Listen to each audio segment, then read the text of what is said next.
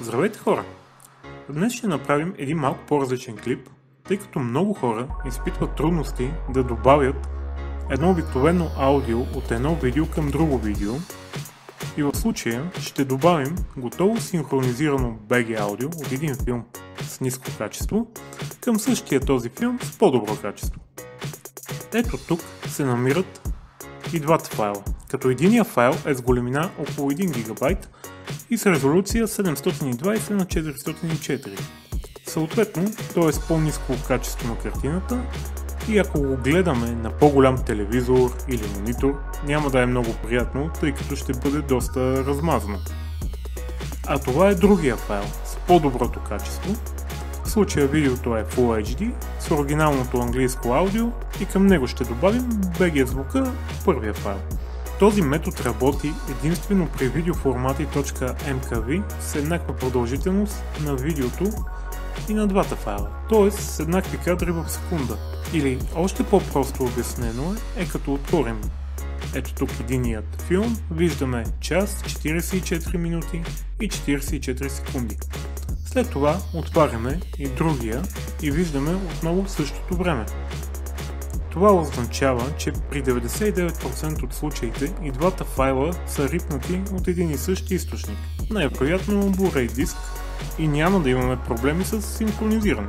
Искам да добавя, че това е най-простия и бърз начин за добавяне на вече готово аудио към видео, без да си усложнявате живота с синхронизиране и ползване на специализирани програми за това.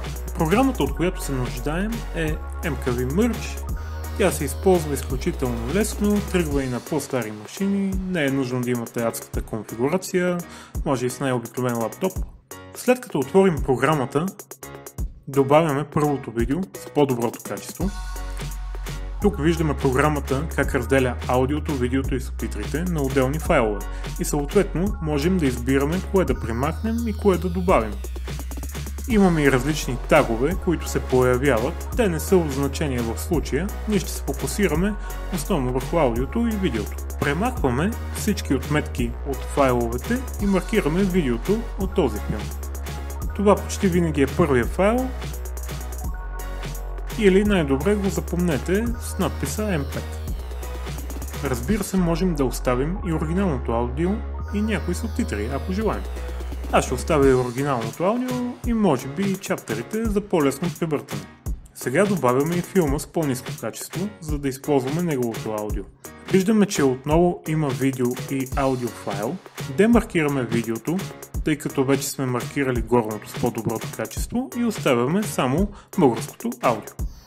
Правим един финален преглед, дали сме маркирали правилните файлове.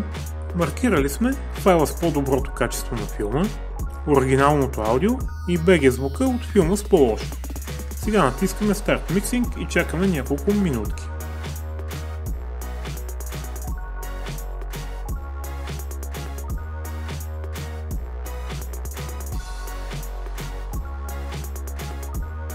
И ето, файлът е готов. Аудиото е прибавено към Full HD видеото. Ако ви е интересно как да си правите и синхронизирате филми с различни аудиота от други източници, например като DVD, RIP, може да направим и втора част. Благодаря, че гледахте. Чао и до следващия път!